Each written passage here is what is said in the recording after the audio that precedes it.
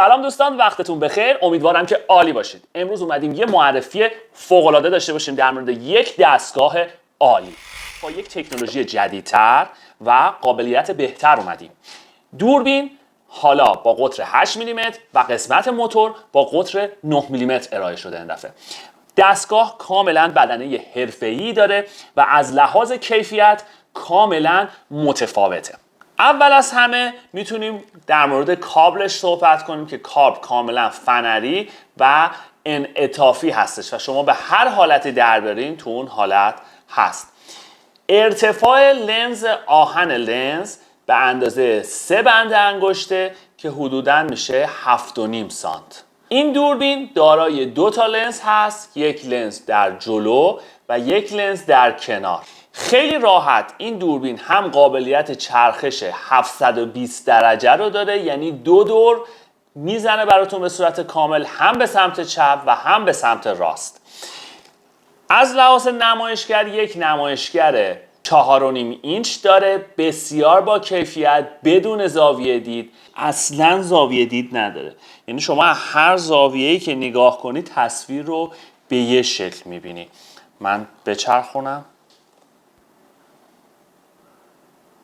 ببینید هیچ زاویه‌ای نداره.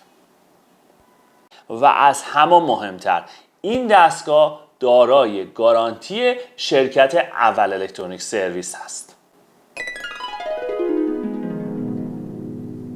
دستگاه با لوگوی خود شرکت روشن میشه چون به سفارش شرکت اول الکترونیکه.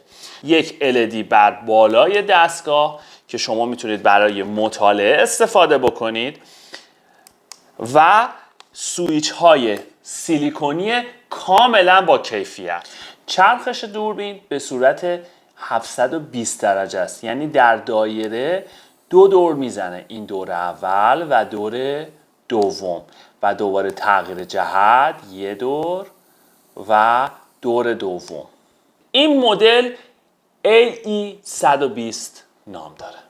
وجود یه زائده فلزی هستش که شما میتونید بند یا قلاب بهش آویزون بکنید و همراه خودتون به راحتی حمل بکنید. جنس بدنه پلاستیک خیلی خوبی هستش و به راحتی آسیب یه باتری پرقدرت داره که 4.5 ساعت براتون مدام کار میکنه.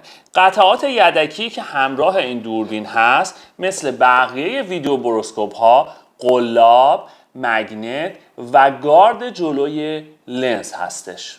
برای تست کاتالوگ رو به روی دوربین جلو قرار دادیم و برای اینکه نوشته ها رو ملاحظه بفرمایید من همزمان چرخش دوربینم میزنم که ببینید دوربین داره میچرخه و شما تصویر رو با کیفیت میبینید.